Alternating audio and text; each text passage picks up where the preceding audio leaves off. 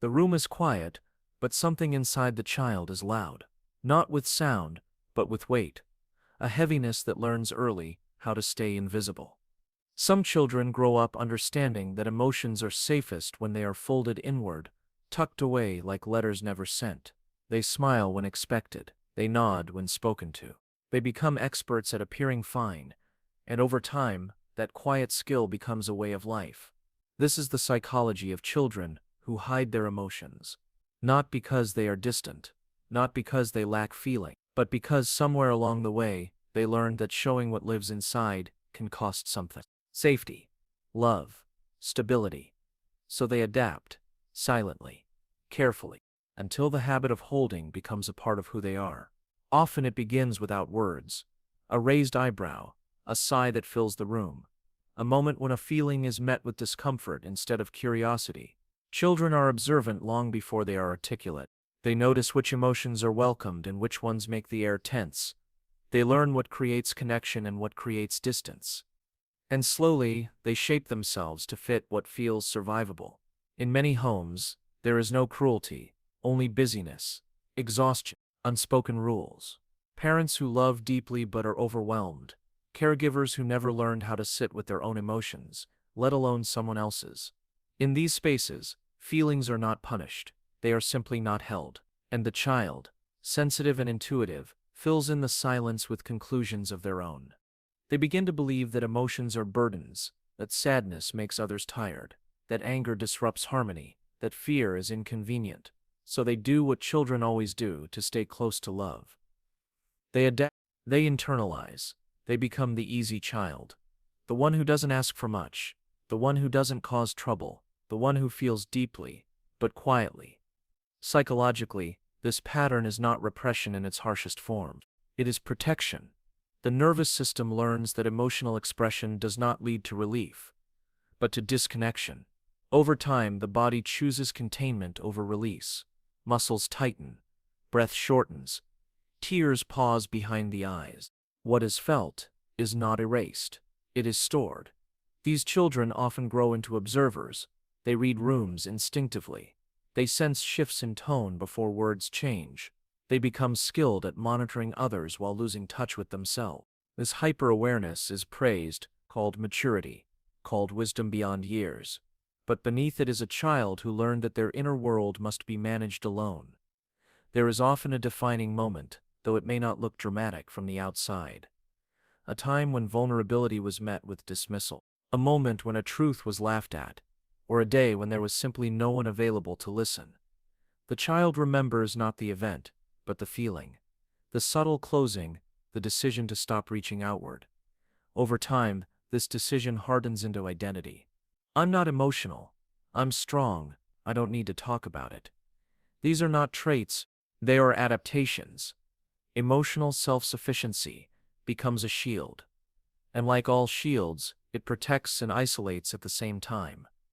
Children who bottle their emotions often excel. They perform well. They meet expectations. They become reliable. Adults trust them. Peers lean on them. Their composure becomes a form of currency. But inside, emotions continue to accumulate, unprocessed and unnamed, without language, without release. Psychology shows that emotions denied expression do not disappear. They migrate into the body, into sleep patterns, into unexplained anxiety, into a quiet sense of emptiness that has no clear cause. The child may not feel sad, but they feel heavy, not angry, but tense, not afraid, but always alert. What makes this pattern difficult to see is its subtlety. There is no rebellion, no outward collapse, just a child who learned to disappear emotionally while remaining physically present. A child who learned that love is maintained by being manageable, by not needing too much, by holding everything inside. This is not a failure of character. It is a testament to adaptability. The human psyche is brilliant at survival. When expression feels unsafe, silence becomes a strategy. When sharing feels risky, containment feels wise. The child is not broken. The child is brilliant in the only way they knew how to be. But brilliance has a cost. Emotions held too long begin to lose clarity. The child grows older, But the feelings remain young, frozen at the age they were first hidden. They wait patiently, for permission, for safety, for a moment when they can finally be felt. Part 1 is not about solutions, it is about recognition, about seeing the quiet child, the one who never caused problems, the one who learned to self-edit before speaking, the one who believed that silence was strength. Understanding begins here, in noticing that what looks like calm may be containment, and what looks like strength may be survival. This recognition matters because patterns formed in childhood do not vanish with age.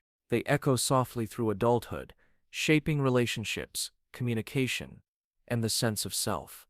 The child who learned to hide becomes the adult who struggles to name what they feel.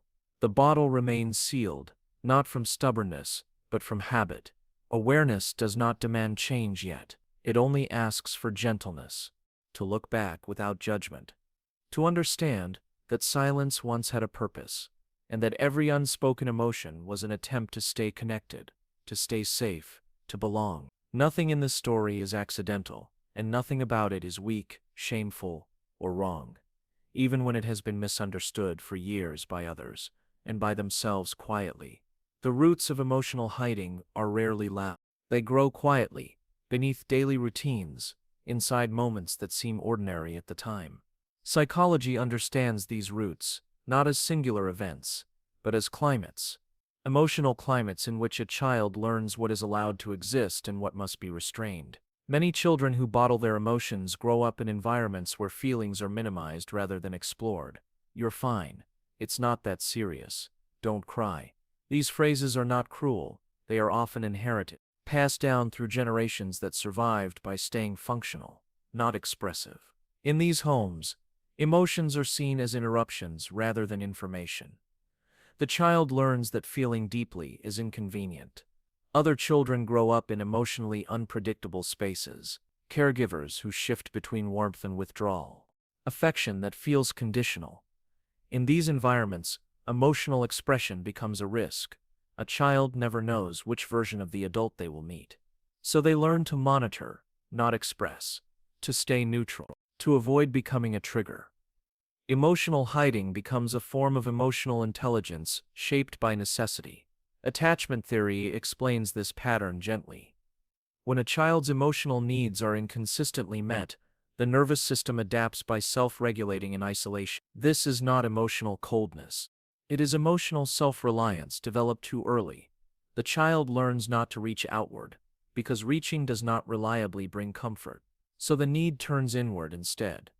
There are also children who hide their emotions because they were praised for it, called mature, strong, so well-behaved. These labels feel warm, but they carry an unspoken message. Composure equals worth. The child learns that emotional restraint is admired. Vulnerability becomes associated with disappointment or concern. Over time, they trade authenticity for approval, not consciously, but instinctively. From a neurological perspective, repeated emotional suppression strengthens certain pathways. The brain becomes efficient at inhibition. The prefrontal cortex learns to override emotional impulses quickly.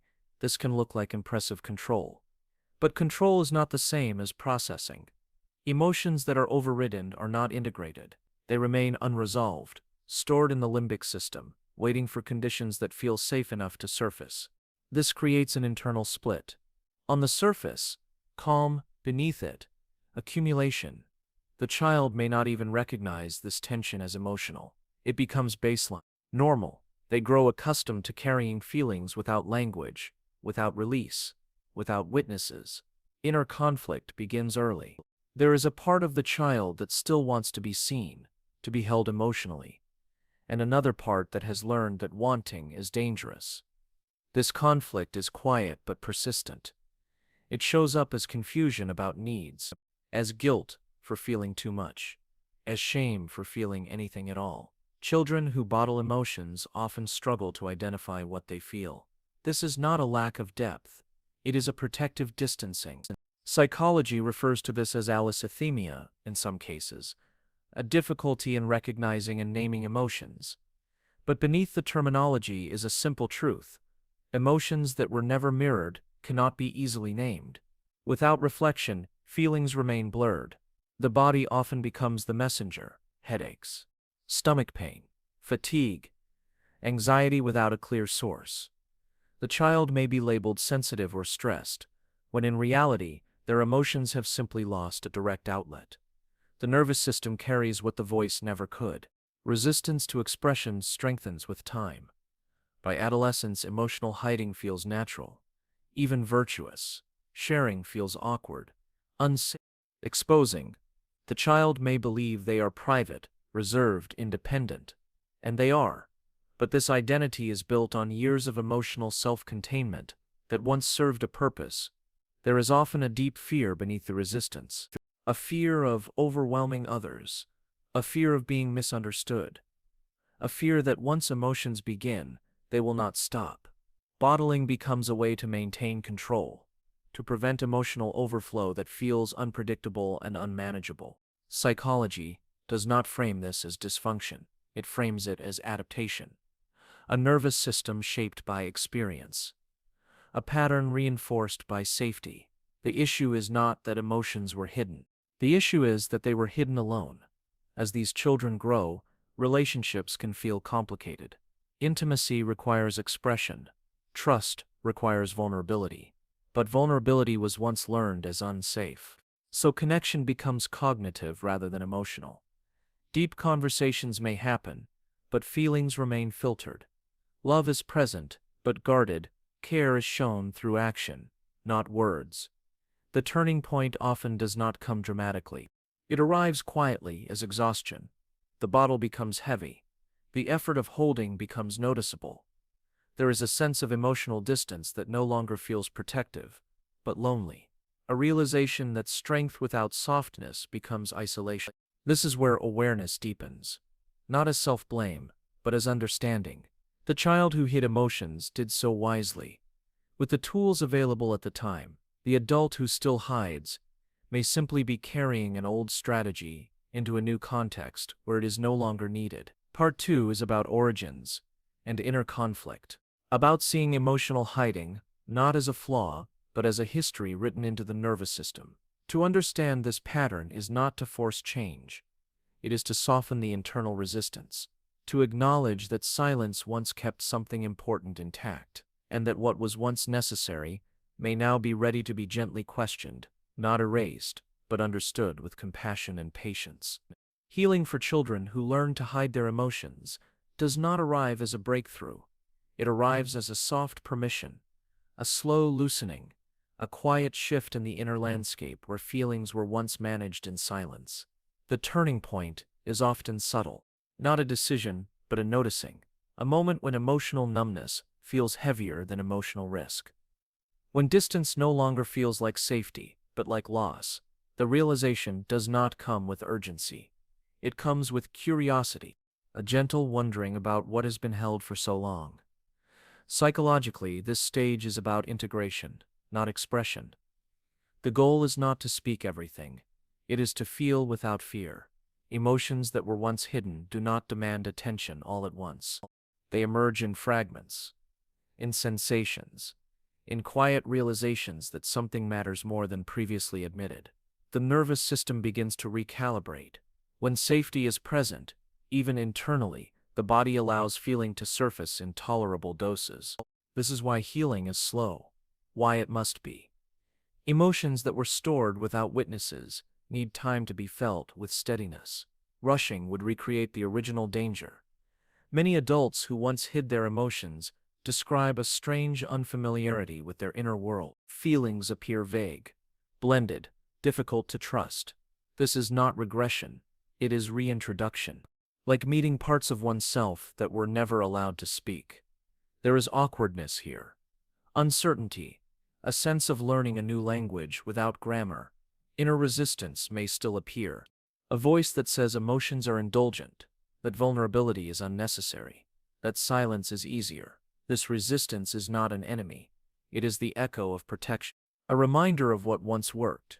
Healing does not require silencing this voice, only acknowledging it and gently choosing differently when possible. Science supports this gentleness. Research shows that emotional processing occurs best when the nervous system feels regulated. Safety precedes expression. Without safety, expression becomes overwhelming. This is why simply encouraging openness rarely works. What heals is containment with compassion, feeling without pressure, allowing emotions to exist without demand. For some, healing shows up in the body first. A deeper breath, a release of chronic tension. For others, it appears in relationships, a willingness to share a small truth, a feeling named aloud for the first time. These moments are not dramatic. They are profound precisely because they are quiet. Integration means that emotions no longer need to be hidden to survive. They become information rather than threats, signals rather than burdens. This does not mean emotions are always expressed. It means they are no longer feared. Choice replaces compulsion. Silence becomes an option, not a necessity. The child who once bottled emotions often discovers a deep capacity for empathy once feelings are integrated. Having learned to observe quietly, they understand nuance. They sense depth. Healing does not erase this sensitivity. It refines it. Emotional awareness turns inward, as well as outward. There is grief in this process. Grief for the child who held everything alone. Grief for the needs that were never named. This grief does not overwhelm when it is allowed space. It settles. It becomes part of the story rather than the center of it. Mourning what was missed creates room for what can still be experienced. Poetically, healing is not about opening the bottle and spilling everything. It is about setting it down, realizing it no longer needs to be carried everywhere. The emotions inside do not disappear. They simply stop being contained under pressure. The final realization is not that hiding emotions was wrong. It is that it was temporary, a solution for a moment in time. Children do not choose their environments. They choose survival. And survival strategies are not meant to last forever. As awareness deepens, compassion follows. Toward the child who learned silence, toward the adult who is learning presence. Nothing is wasted in this story. Every adaptation had meaning. Every held emotion was an act of care, even when it caused pain later. The psychology of children who hide their emotions is ultimately a story of intelligence shaped by circumstance, of feeling too much and learning to hold it carefully, of strength built quietly. Healing does not ask that strength to disappear. It asks that it soften. In the end, integration looks like wholeness. Not louder, not more expressive, just more honest internally. Emotions move. They inform. They pass. The bottle remains open, not because it must be, but because it can be. And in that quiet openness, something shifts. The child who once hid learns that emotions do not destroy connection. They deepen it. That being felt is not the same as being unsafe. That silence is no longer the only place to rest. This is not transformation as spectacle. It is transformation as peace. A steady inner permission to feel without disappearing, to exist fully without folding inward, to let emotions breathe, not because they demand it, but because they finally have space. What was once hidden to survive can be felt later to belong. If this reflection resonated, allow it to linger. Awareness is the first form of healing.